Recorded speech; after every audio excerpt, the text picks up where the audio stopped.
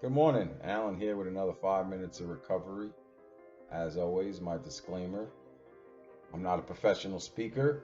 I don't represent any specific 12-step fellowship. I'm just here sharing my experience, strength, and hope in the hopes that maybe someone will see one of my videos that's still struggling and will seek help.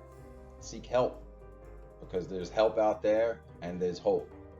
If a guy like me could get and stay sober a day at a time, if you're watching this video and you're struggling, then you could do it too. So today, what I like to talk about a little bit is guilt, shame, and remorse. And so, what I found when I first came into recovery is that I had a conscience. And what I also found is that if I don't have a program in my life and I haven't had the opportunity to get into the steps and to start to work the steps in my life, then I really don't have a design for living. And I really don't know how to act. So I'm going to continue to act the same way that I always act until I start implementing some principles, some steps in my life. And I would have liked to think that drugs and alcohol were my only problem, and that once they were removed, that I was perfectly fine. In fact, I believed that lie for a really long time. And then I realized that the disease centers in my mind, and that it's my mind and my actions that caused me to feel the way that I feel, that put me in a position where I got to pick up because I don't know how to cope with life on life's terms. And so it's been my experience, right? That when you come into the rooms and you start going to meetings and you fellowship and you get to know people, and maybe when you first start, you get a sponsor, like that, I call that grace, right? And I believe that everybody gets a certain amount of grace before they have to work the steps in their life. Otherwise, they're going to get high again. That's just my personal opinion. And everybody's grace period is different, right? And so grace is an unearned gift. And and my grace period, from my experience, was usually around 90 days. After around 90 days, continuing to live the way that I was living and not using was almost unbearable for me. And so, if I didn't start to do some change and then start to practice some principles in my life and start to have a sponsor guiding me through the steps and telling me what to do on a day-to-day basis, I continue to act the way that I always act. And as a result of my actions, and because I'm sober, I start to feel guilt and shame for the things that I'm doing, and remorse.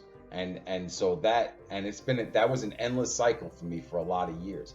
In fact, I would actually, at one point in the journey of my recovery and my in and outs, I would actually I could get through the fifth step, and I would do my fourth step and share my fifth step with my sponsor and get rid of all of that, all of the guilt, all the shame, all the things that were blocking me, right? And then like in the book that I study, like there's only two paragraphs on step 6 and 7.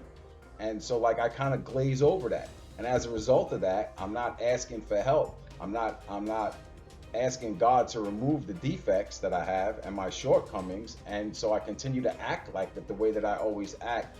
And over time, that those actions cause me to use again. I put myself in a position where I'm in so much pain, and I go to the thing that I thought worked.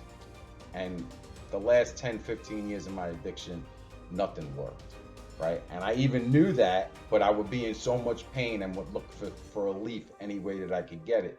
And I really thought that I didn't have any choice.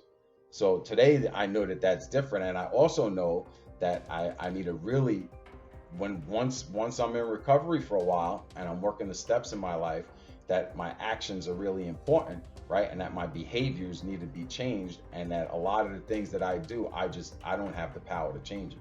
Because if I had the power, then I wouldn't never need to go to meetings and to be around people like me, right? I would just be able to recover on my own and be perfectly fine. And that's never been the case for me. So it's important that after you do your fourth and fifth step, that you really take a look at 6 and 7, and that you get with your sponsor. And like I recommend, there's a book, Drop the Rock.